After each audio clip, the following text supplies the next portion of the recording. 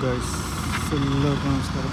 ഞാനിന്ന് കാണിക്കാൻ പോകുന്നത് ഞാനിന്ന് ബാംഗ്ലൂരിന് അവിടെ തൃശ്ശൂർക്ക് വന്നൊരു സ്ലീപ്പർ കോച്ചിൻ്റെ അവസ്ഥയാണ്.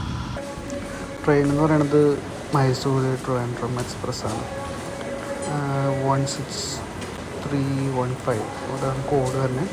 സോ ഞാൻ KSR ബാംഗ്ലൂരിൽ നിന്നാണ് കയറിയത്. KSR ബാംഗ്ലൂർ തൊട്ട് കുപ്പം സ്റ്റേഷൻ വരെ, ഇടയിൽ 2 സ്റ്റേഷനായിട്ട് തോന്നുന്നു, അതുവരെ ഫുൾ ക്രൗഡായിരുന്നു. ജനറൽ കോച്ച് പോലെയായിരുന്നു നമ്മുടെ സ്ലീപ്പർ കോച്ചിലായിരുന്നു. SIT കോച്ചിലാണ് നമ്മൾ ട്രാവൽ ചെയ്തത്.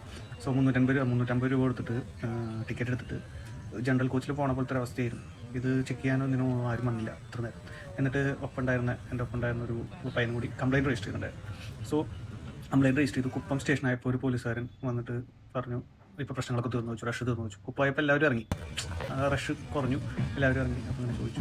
അപ്പോൾ പറഞ്ഞു അത് കംപ്ലയിൻറ്റ് റിസോൾവ് ഇടാൻ പറഞ്ഞു. അപ്പോൾ അതിനോട് എൻ്റെ കംപ്ലയിൻറ്റ് അപ്ലോഡ് രജിസ്റ്റർ ആയിട്ടില്ല, ഞാൻ കംപ്ലയിൻറ്റ് റെയിൽ ആപ്പ് കൂടിയാണ് ചെയ്തത്. അതിൻ്റെ സ്ക്രീൻഷോട്ട് ഞാനോട് അറ്റാച്ച് ചെയ്യുന്നുണ്ട്. സോ ഇപ്പോൾ ഈ 350 രൂപ കൊടുത്തിട്ട് നമ്മൾ സ്ലീപ്പർ കോച്ചിൻ്റെ ടിക്കറ്റ് എടുത്തിട്ട് ജനറലിൽ പോണ പോലത്തെ ഒരു അവസ്ഥയ്ക്കാണെങ്കിൽ നമ്മളത് എടുക്കേണ്ട ആവശ്യമില്ലല്ലോ. ജനറൽ ടിക്കറ്റ് എടുത്തിട്ട് സ്ലീപ്പറിൽ കയറി പോകാനുള്ള നല്ലത്.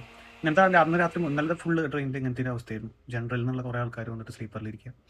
സോ ഇത് റെയിൽവേ നോട്ടീസ് ഉണ്ടോ ഇല്ലയെന്ന് അറിയില്ല, റെയിൽവേക്ക് ഈ വീഡിയോ കിട്ടുമോ ഇല്ലയെന്നൊന്നും അറിയില്ല. പക്ഷേ നിങ്ങൾക്കും ഇങ്ങനത്തെ കുറേ പ്രശ്നങ്ങൾ ഉണ്ടായിട്ടുണ്ടാവും ട്രെയിനിൽ പോകുമ്പോൾ. പിന്നെ അതിൻ്റെ ബാത്റൂം ഫുള്ള് വെള്ളം അങ്ങനെ കെട്ടി നിൽക്കുകയായിരുന്നു, മീൻസ് ടോയ്ലറ്റിൽ. ഭയങ്കര വൃത്തികേടായിരുന്നു. അങ്ങനത്തെ കുറേ ഇഷ്യൂസ് ഉണ്ട്. സോ നിങ്ങൾക്കും ഇങ്ങനത്തെ കുറേ ഇഷ്യൂസ് ഉണ്ടാവും. അപ്പോൾ നമ്മളിത് റെയിൽവേയുടെ ഭാഗത്ത് എത്തിയാലും ഇതിന് നടപടി ഉണ്ടാവുമെന്ന് നമുക്കറിയില്ല.